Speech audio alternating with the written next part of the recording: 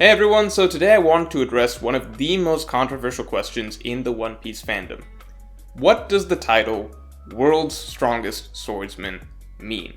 Now, this should seem pretty straightforward, right?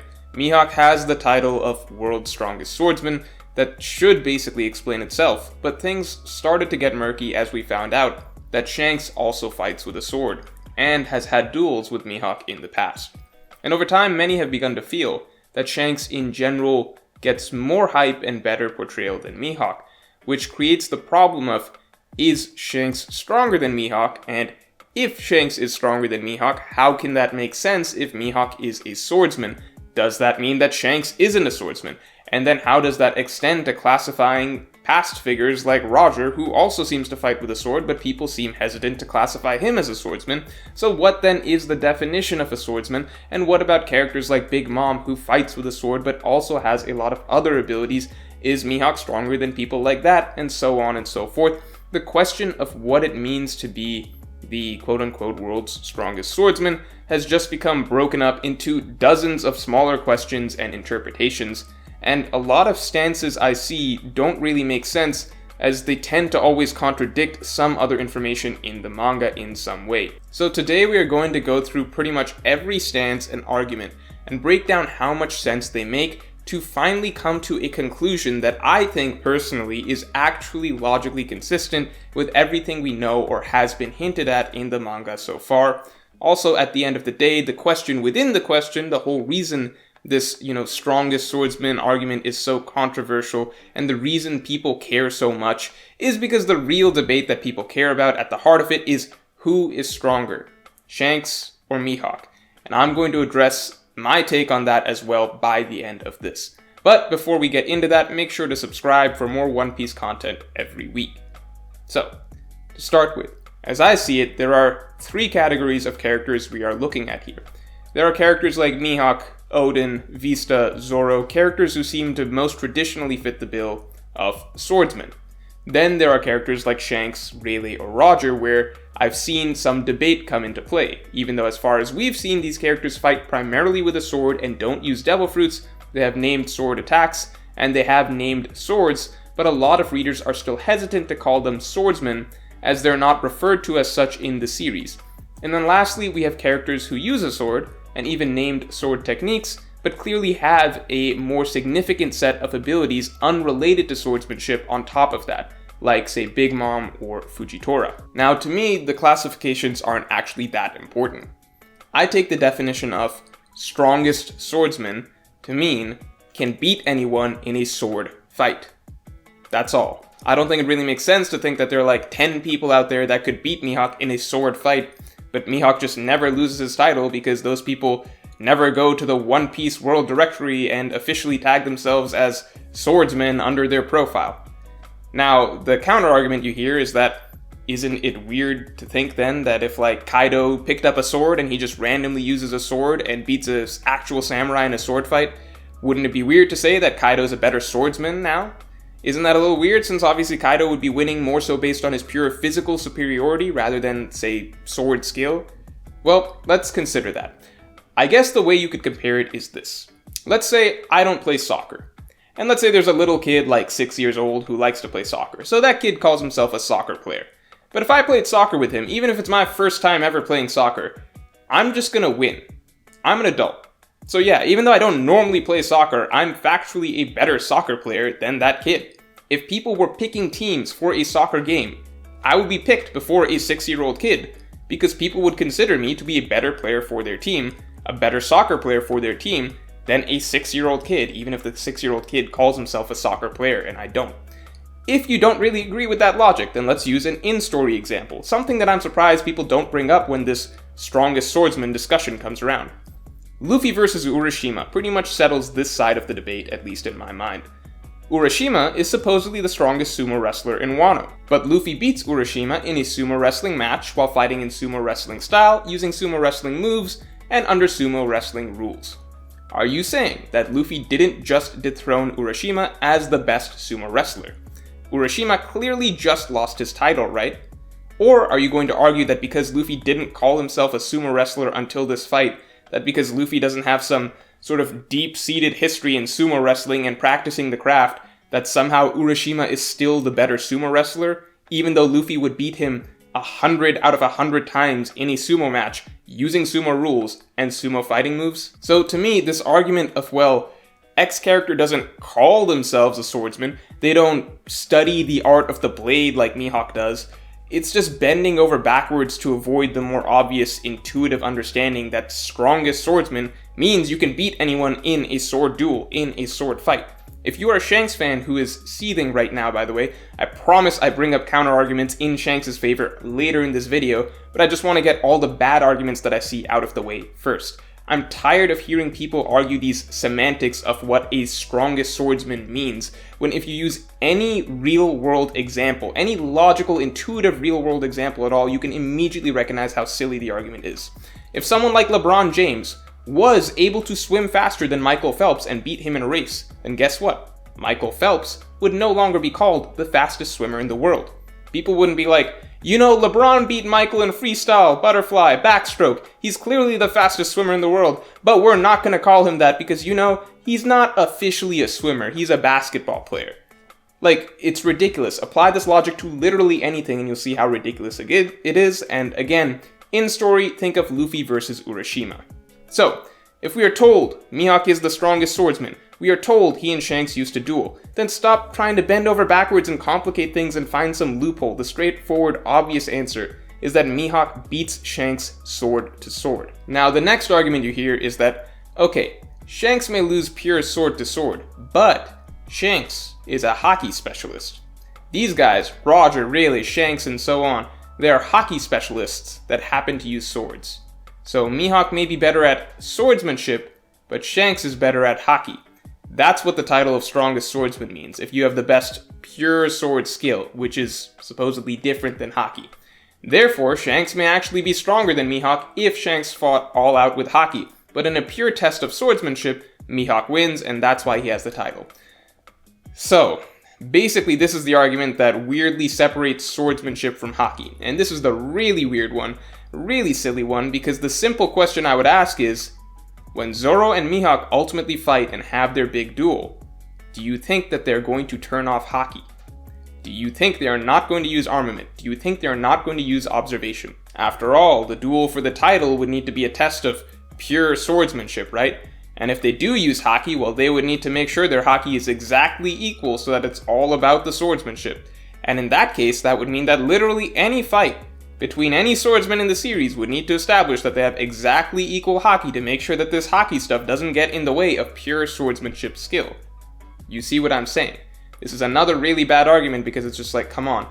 At this point, if anything, we've had it shown over and over and over again just how much hockey plays a part, a huge part in high-level swordsmanship. In fact, at the highest levels of swordsmanship, it's heavily tied to how strong or how well utilized your hockey is. Strongest swordsman isn't some separate skill from hockey specialist. Hockey is a part of sword fights, right? It's a big part of sword fights. There's no universe where Mihawk and Shanks are dueling for the title of world's strongest swordsman and they're not using hockey. And it doesn't really make sense to think that Shanks beats Mihawk but then says, well, I just won because of my hockey. Your pure sword skill is greater, so keep the title of world's strongest swordsman. Hockey is a part of swordsmanship, guys. It's part of your sword skill. People need to let go of this idea that Mihawk's title is about some vague concept of pure traditional sword skill. Like, what does that mean? Strongest swordsman is a competition. It's not a competition of who can do the most niche specialist sword techniques. Like, can you cut fire? Can you do range attacks? No, we already know what determines the strongest swordsman. We were literally shown it 50 chapters in. It's not like Zoro challenged Mihawk to some skills competition where they showed off what tricks they can do with a sword. No, it's just a fight. You have a sword duel, you have a sword fight, and if you win, you're the stronger swordsman.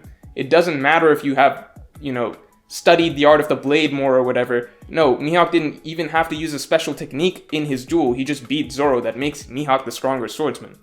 And obviously, when Zoro challenges Mihawk for the title again in the future, it's going to be another sword fight. It's just going to be whoever wins the fight is the strongest swordsman. And of course, hockey is going to be used because, hockey is part of sword fighting. So, again, stop trying to overcomplicate things. Stop trying to bend over backwards to create weird situations and explanations. Like, like Shanks and Mihawk fought, but Shanks didn't use Haki in the duels, or Haki doesn't count in sword fights, etc. Simple, intuitive understanding from everything we know in the series is that Shanks and Mihawk had sword duels, and Mihawk now has the title of World's Strongest Swordsman, so he probably is the strongest in terms of sword-to-sword fighting, and that includes using Haki in conjunction with swordsmanship. Now, you may be thinking that everything I'm saying so far seems very Mihawk skewed, but again, I will be talking about the other side of things in a minute. I just have to get all of the bad arguments I see out of the way first. And the last argument I see that people bring up in favor of Shanks over Mihawk, and the general validity of Mihawk's status of World's Strongest Swordsman, is with regards to the timing of when certain titles were given out. So, we know that Mihawk and Shanks had a duel, or duels plural, in the past that were somewhat legendary. We know that Mihawk has the title of World's Strongest Swordsman today, and it is implied that they have not dueled since Shanks lost an arm. Now, Shanks lost his arm 12 years ago, but he only became a Yonko 6 years ago. So the argument I hear more recently goes that, well, Shanks seems to be stronger than Mihawk today by portrayal or whatever, so sure, Mihawk may have won their duel back then, but Shanks became stronger later on and became a Yonko. So Shanks today would actually beat Mihawk in a duel, but Shanks just hasn't gone out of his way to take that title from Mihawk, and Mihawk doesn't want to duel Shanks now because Shanks has one arm. So what people are basically talking about is some weird situation where Mihawk has the title, but Shanks is the real strongest swordsman. This is probably the worst headcanon possible, as it completely ignores the most important character in the World's Strongest Swordsman debate, which is Zoro. Like, the entire reason the title of World's Strongest Swordsman is written into the story is because there is a main character, arguably the second most prominent character in the entire story, who is primarily driven by this one goal of becoming the world's strongest swordsman.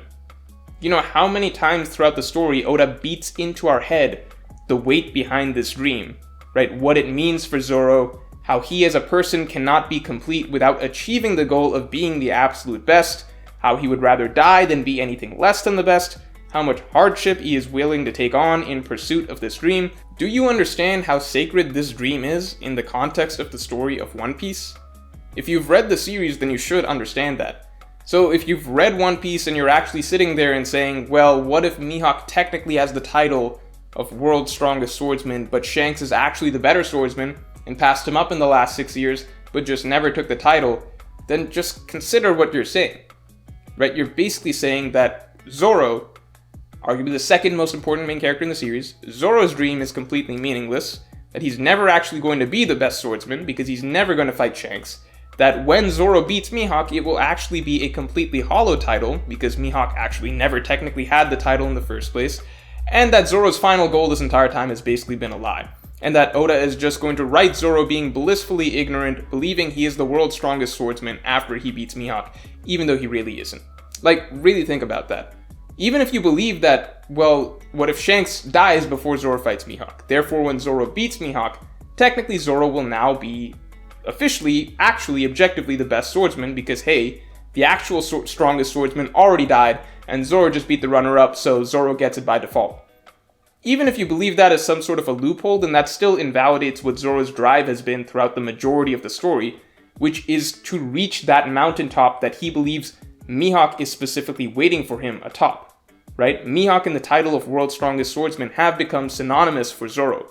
Like, that is the goal. The idea that this entire time that goal was a lie, and that Shanks was actually the real goal, but Zoro just never had to surpass him as a swordsman out of a technicality, is just ridiculous. If your argument for Shanks is that Shanks passed Mihawk up as a swordsman in the last 10 years secretly, then just go reread the entirety of One Piece and focus on Zoro because you're clearly missing something. Now, all that was basically putting to rest arguments against Mihawk's claim of being the strongest fighter in a sword fight. By all means, Mihawk should be the strongest character in the world today in a sword fight. Meaning your favorite character, Shanks, Rayleigh, Fujitora, whoever, if they fight Mihawk in a straight-up sword duel, they should lose. That's what his title means. Now, where Mihawk fans go too far is, first of all, some argue that Mihawk is stronger overall than literally anyone who has a sword. So to clarify to me, again, strongest swordsman logically means that no one can beat Mihawk in a sword fight. Emphasis on sword fight. I do not believe that means that characters with a wide range of abilities who also happen to use swords are automatically weaker than Mihawk overall.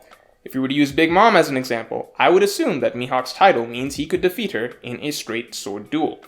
However, I don't think that tells us anything about what would happen if she were to use her Devil Fruit abilities. Not saying who would win or lose, I'm just saying we have no way of knowing. Same with Fujitora. I'm sure Mihawk should, of course, factually be the better swordsman, but that doesn't just mean he's automatically stronger than Fujitora overall if gravity abilities are included. I think this is where I see some people overstep too far and say, well, it's strongest swordsman, so they first classify anyone with a sword as a swordsman, and then Mihawk is the strongest swordsman, so he's just stronger than anyone with a sword regardless of what other, ridiculous, overpowered abilities they may have. I just don't agree with that. It doesn't really make sense. Strongest swordsman intuitively sounds like stronger than anyone else in the aspect of sword fighting. For example, pulling out the real world examples again, let's say Floyd Mayweather can beat any boxer, and well, Conor McGregor knows boxing, therefore Floyd can beat Conor. And it's like, yes, that makes sense. But the implication of Floyd Mayweather being the strongest boxer is that Floyd can beat Conor at boxing specifically. Conor McGregor also knows a lot of other martial arts. He was a former world champion at mixed martial arts. So Floyd being the best boxer doesn't automatically mean he can beat Conor McGregor in a fight if Conor is allowed to use other martial arts as well.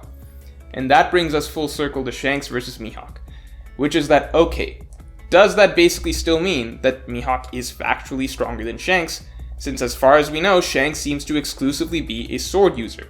It seems strange to think that, as, despite Mihawk's title, I think many would agree that over the course of the series, Shanks has had more moments to build up his hype, and arguably just stronger portrayal in general. And though that is hard to objectively prove, one way or another, if we're talking about just general community perception, I think the simple evidence is the fact that a large percentage of readers believe that Shanks is just straight up the strongest character alive in One Piece right now, period. Whereas I think almost no Mihawk fans, even the die-hard ones, believe the same for him. So, regardless of my opinion, to at least a lot of people, Shanks has had more impressive portrayal and has been portrayed as a stronger character overall, which then seems contradictory, as Mihawk still has this title as strongest swordsman, so how can this make sense? After all, as far as we know, Shanks has no Devil Fruit like Big Mom or Fujitora, so we can't make the argument that Shanks' Devil Fruit puts him ahead. We also already established that the haki that we know of so far seems to be an inherent part of sword fighting, so you can't make the argument that Shanks and Mihawk, turned off haki when they had a sword duel. So how can it make sense that Mihawk can beat Shanks in sword combat, but Shanks is still stronger overall? To me, the simple answer is that there is very possibly more to haki that we have yet to see. Now, obviously I just said and went on a long tangent explaining why haki is a part of swordsmanship, but that only applies to the haki that we know of so far. Just because the haki we know of so far is a part of swordsmanship does not mean all haki in the future will inherently be part of swordsmanship. Ryo is clearly a part of swordsmanship. That would be used in a sword fight. Observation haki, same thing. It's clearly fair game in a sword fight, but we've probably only scratched the surface of what haki can really be. We've seen that even giant force fields are possible with haki, as we saw the Admiral stop Whitebeard's attack all the way back in Marineford. Putting up both your hands and making a giant force field isn't exactly swordsmanship.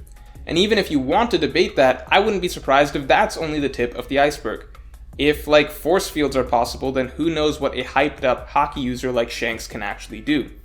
Maybe literal haki blasts from his palm are possible. And that's not me trying to headcanon some abilities for Shanks. I'm not saying that's actually the case. That's just me throwing out random possibilities to say that it's entirely possible for it to be true that Mihawk is equal or stronger than Shanks in a straight up sword duel with techniques like Ryo, like Future Sight, etc., standard haki and such being fair game.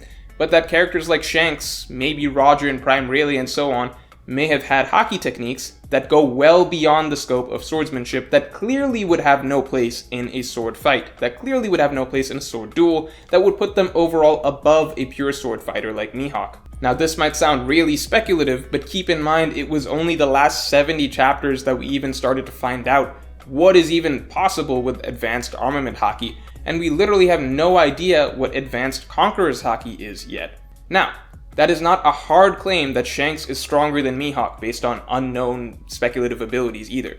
This is my effort to reconcile a few things. That Shanks is believed by many to be portrayed as stronger than Mihawk, that Mihawk is called the strongest swordsman and has dueled Shanks, implying that Mihawk beats Shanks in a sword fight, and we know that Shanks does not have Devil Fruit abilities as far as we know, if that could make him stronger than Mihawk outside of sword fighting, and we know that Haki, as we know it so far, is a part of swordsmanship, meaning Haki as we know it so far is not the answer either. As such, the simple answer to how Shanks could still be stronger than Mihawk overall seems to me that there could be greater uses of Haki that we have yet to see that would clearly be outside the bounds of a sword duel, such that yes, Shanks and Mihawk can have a sword fight without turning off Haki. Obviously, Haki is used, and Mihawk can be stronger in that fight, while Shanks may still be stronger overall if he's refraining from using things that are clearly not part of a sword duel. Again, purely for the sake of example, Shanks putting his sword away and just shooting a giant, say, Kamehameha style Haki blast out of his palm, or dropping a Haki spirit bomb on Mihawk. These things would clearly not be part of a sword duel. Again, purely hypothetical. Again, not saying that's what Shanks can do. I'm just saying more advanced uses of Haki could be literally anything. Use your imaginations. I'm sure you can imagine things that Shanks can do with Haki that would not make sense in a sword fight whatsoever, and would still put him ahead of Mihawk overall. Like, there's a big difference between two swordsmen using, Ryo, observation Haki, etc. against each other, versus one guy just putting his sword away and blasting the other guy off the island. That wouldn't make him the better swordsman. That's just clearly not swordsmanship. So, when it comes to Mihawk and Shanks, I think either way, you can have reasonable cases. I'm just tired of seeing the bad arguments. If you think Mihawk is stronger, that's fair. As with our current knowledge of Haki, pretty much all the Haki techniques we know of, Ryo, observation, future sight, etc., they would naturally be involved in a sword duel. So if Shanks and Mihawk had a sword duel, and Mihawk is called the world's strongest swordsman, then that just means that Mihawk is just stronger overall. However, if you think that Shanks is stronger, then you can fairly make the case that there is very likely a lot more to Haki that we have not yet seen. And while things like Ryo, observation, future sight, etc. would be used in a sword duel, perhaps more advanced techniques that have nothing to do with swordsmanship would not be used in that duel, which is why Mihawk may win in a sword duel with Shanks, but Shanks may win if he used his full range of abilities. So, if you enjoyed this video, then definitely like, comment, and subscribe, and you can support me on Patreon for extended thoughts on this and all future topics.